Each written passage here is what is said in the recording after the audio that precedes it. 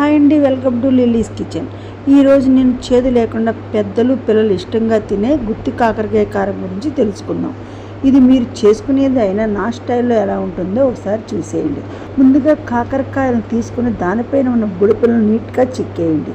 కాకరకాయలను సగానికి పైగా కట్ చేసి నేను చూపిన విధంగా చేసి దానిలోని గింజలు రిమూవ్ చేయండి.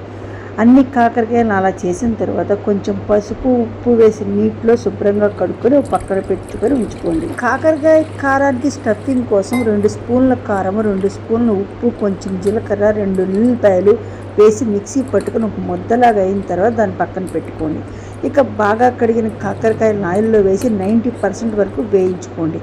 ఇలా వేగిన కాకరకాయలు చల్లారనివ్వండి. ఇలా చల్లారిన కాయల్లోకి మనం ముందుగా నూరి పెట్టుకున్న కారం ముద్దను కాయల్లో నింపండి. ఇలా అన్ని కాయల్లో కారాన్ని నింపిన తరువాత మనం ముందుగా వేయించి పెట్టుకున్న మిగిలిన నూనెలో ఈ కాయలను వేసి చక్కగా అటు ఇటు తిప్పుతూ ఇంకొక 10 మినిట్స్ పాటు వేయించుకోండి. ఇక కాకరకాయ కారం అయితే రెడీ అయిపోయింది. ఈ కూరను అన్నంలో కలిపి తింటే చికెన్ కన్నా చాలా టేస్టీగా ఉంటుంది. చేదు అసలు లేకపోవడం పిల్లలు కూడా చాలా ఇష్టంగా తింటారు. మీరు కూడా ఈ స్టైల్లో కాకరకాయ కారాన్ని ఒకసారి చేసి చూడండి. ఇలా తయారు చేసిన కాకరకాయ కారం అయితే 10 డేస్ వరకు నిల్వ ఉంటుంది. ఇలా చేసిన కాకరకాయ కారం తినడం వల్ల డయాబెటీస్ పేషెంట్స్కి చాలా ఉపయోగకరంగా ఉంటుంది. చేదు లేకుండా చేయడం వల్ల పిల్లలు కూడా ఇష్టంగా తింటారు. ఈ కాకరకాయ కారాన్ని పిల్లలు కూడా తినడం అలవాటు చేయండి. ఓకే గైస్, నెక్స్ట్ వీడియోతో మళ్ళీ కలుద్దాం. ప్లీజ్ లైక్ చేయండి, సబ్స్క్రైబ్ చేయండి.